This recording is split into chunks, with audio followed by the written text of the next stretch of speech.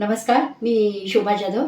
आज आता मी छान अशी खूप सोपी अशी रेसिपी दाखवणार आहे. म्हणजे कोणीही करू शकतात. लहान मुली आपल्या असतात, शाळेत जाणाऱ्या, कॉलेजला जाणाऱ्या त्या पण करू शकतात. मोठ्या गृहिणी पण करू शकतात. म्हणजे अगदी काय खूप त्याला फार मेहनत घेण्याची पण गरज नाही आहे. तर उन्हाळा बाहेर खूप चालू आहे आता. ऊन खूप कडक पडतं आहे.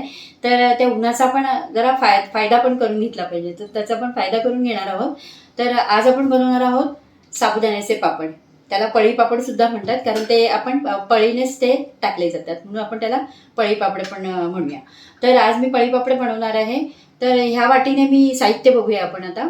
ह्या वाटीने मी आता 2 वाटी साबुदाणा रात्रीच भिजत घातलेला आहे. समजा आता आपल्याला उद्या करायचे, तर रात्रभर साबुदाणा चांगला स्वच्छ धुवून घ्यायचा आणि अर्धा इंच त्याच्यावरती पाणी राहील असं पाणी ठेवायचं, की साबुदाणा छान फुलतो. तर ऑलरेडी मी साबुदाणा भिजवलेला आहे, बघू शकता छान भिजलेला आहे. तो असा हाताने मोकळा करून घ्यायचा आहे. तसं आता नंतर आपण मोकळा करूया. आणि मला लागेल पाणी लागेल. तर आता ह्या कपाने ह्या वाटीने मी मोजलेलं आहे 1 वाटी साबुदाणा, तर त्याला 5 वाटी पाणी. आता 2 वाटी साबुदाणे मी भिजत घेतलेले आहेत, त्या 2 वाटीला मला 10 वाटी पाणी लागणार आहे. तर 10 वाटी पाणी घ्यायचं आहे, चवीनुसार मीठ घालायचं आहे. ह्या 3च वस्तू लागणार आहे. तुम्ही तुमच्या आवडीनुसार जिरं पण वापरू शकता, कारण मी उपवासाला खाणार, मध्ये पण आपण तळून खाऊ शकतो. तर आम्ही जिरं खात नाही उपवासाला, त्यामुळे मी जिरं घालत नाही. तर जिरं पण तुम्ही ऑप्शनल आहे, जिरं घालू शकता. विदाऊट जिरे पण होते आणि जिरे घालून पण ते छान होतात त्या पापड्या. तर मी ऑलरेडी रात्री साबुदाणा भिजवलेला आहे आणि ही वाटी आहे. ह्याच वाटीने मी एका पातेलीमध्ये 10 वाटी पाणी ऑलरेडी मोजलेलं आहे. म्हणजे भिजवल्यानंतर नाही मोजायचं साबुदाणा, भिजायच्या आधी जो आपण वाटीने मोजतो ना, त्या प्रमाणातच आपण इथे पाणी घेणार आहोत. तर मी बघू शकता 10 वाटी पाणी मी ऑलरेडी मोजून ठेवलेलं आहे. तर आता पुढची प्रोसेस दाखवते. आपण आता गॅस पेटवणार आहोत. बघू शकता मी पातेलं ठेवलेलं आहे, त्यात ऑलरेडी मोजून घेतलेलं पाणी आहे. आता आपण गॅस पेटवतो आहोत. आता पाण्याला आपल्याला जरा उकळी येऊन द्यायची. याच्यात आपण चवीनुसार मीठ घालणार.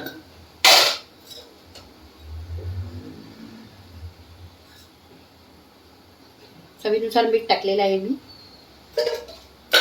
जर जिरं घालायचं असेल तर मग ह्या स्टेजला घालायचं आहे. आणि आता आपण याच्यावरती झाकण ठेवणार आहोत अर्धवट असं, आणि गॅस आपण फास्ट ठेवणार आहे. उकळी येईपर्यंत आपण थांबणार आहोत. बघू शकता आपण आता झाकण काढतो.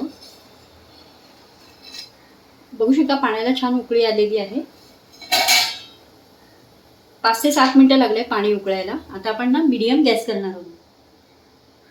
एकदम कमी गॅस करायचा नाहीये, मीडियम करायचा आहे. आणि हा जो साबुदाणा आपला भिजलेला आहे ना, तो असा आपण मोकळा करून घेणार आहोत. आणि आता तो थोडा थोडा असा पसरून टाकायचा आहे. एकदम नाही टाकायचा आहे, थोडं थोडंच टाकायचं.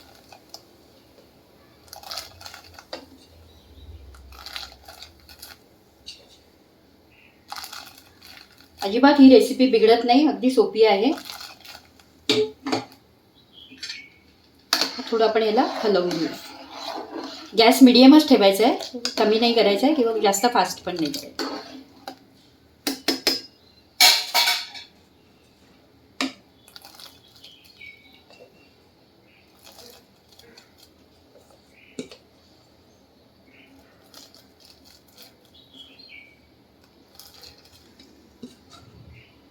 असा करून मी पूर्ण साबुदाणा मी ह्या पाण्यामध्ये मिक्स करते आणि असं हलवायचं आहे. बघू शकता संपूर्ण साबुदाणा मी ह्याच्यामध्ये टाकलेला आहे.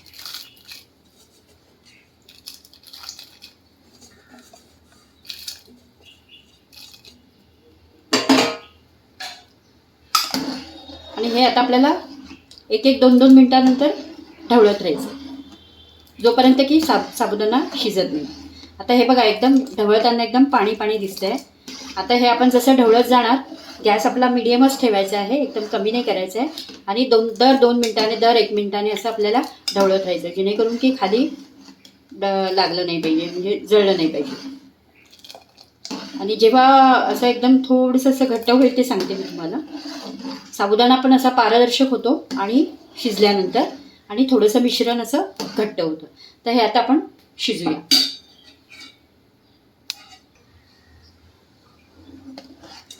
बघू शकता मिश्रण आपलं छान शिजतं आहे.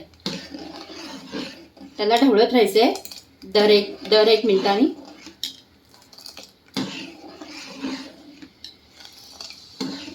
आणि गॅस मिडियमच ठेवायचा आहे.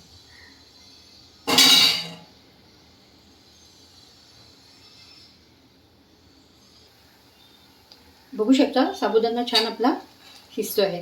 परत एकदा ढवळून घ्यायचं आहे. जवळजवळ साबुदाणा शिजायला 10 ते 15 मिनटं लागतात. मिश्रण असं घट्टसर व्हायला 15 मिनटं तरी पाहिजे. आता आमची जागा थोडी लहान असल्यामुळे मी 2च वाटीचं टाकलं आहे. जर तुमच्याकडे जागा असेल बाहेर टेरेस वगैरे, टेरेसवरती, आमच्या टेरेसवर काय ऊन येत नाही, ते बंद केलेली आहे. टेरेसवरतून पत्रे टाकलेले आहेत. आणि खाली पण एवढी काय जागा नाही, तर आमच्या हॉलमध्येच आहे जागा. मग तेवढ्या याच्यामध्ये सकाळी ऊन येतं, 8 ते 12, 12:30 वाजेपर्यंत ऊन असतं तेवढ्यामध्ये, किंवा पंख्याच्या हवेखाली सुद्धा या पापड्या छान सुकतात. तर तिथेच मी टाकणार आहे, घरातच. आता याला आपण छान शिजू देऊया. बघू शकता मिश्रण छान उकळलेलं आहे, शिजलेलं आहे म्हणजे. आणि 20 ते 25 मिनटं मला लागलेली आहेत हे शिजवण्यासाठी. आणि आता ते जरा असं घट्ट होत चाललेलं आहे. म्हणजे ते पळी फिरवताना आहे ना, आपल्याला असं थोडंसं जाडसर वाटतं. म्हणजे आपण समजायचं की आपलं मिश्रण रेडी आहे पळी पापड घालण्यासाठी. बघू शकता ऑलमोस्ट तयार झालेलं आहे. आणि साबुदाणा पण शिजलेला आहे बघा. तो एकदम असा ट्रान्सपरंट, म्हणजे पारदर्शक असा दिसतो. परत एकदा मी छान हलवते.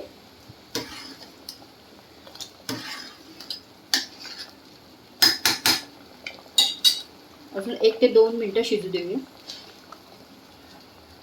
बघू शकता मिश्रण छान शिजलेलं आहे. आता मी गॅस बंद करते.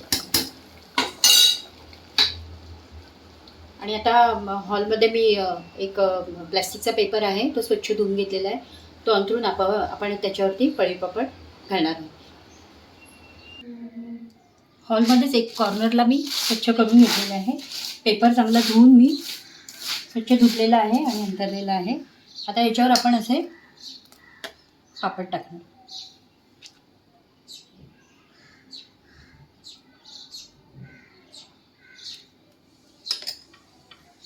बघू शकता ह्या पद्धतीने.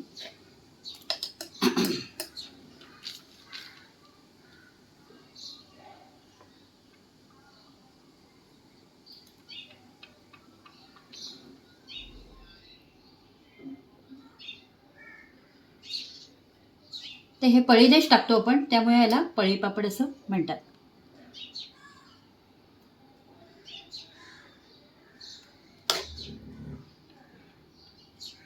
अशा पद्धतीने आता मी सगळे पापड टाकून घेते. आणि याला 3 ते 4 वरची बाजू सुकली की नंतर आपण 3 ते 4 तासानंतर ह्याला टर्न करणार आहोत.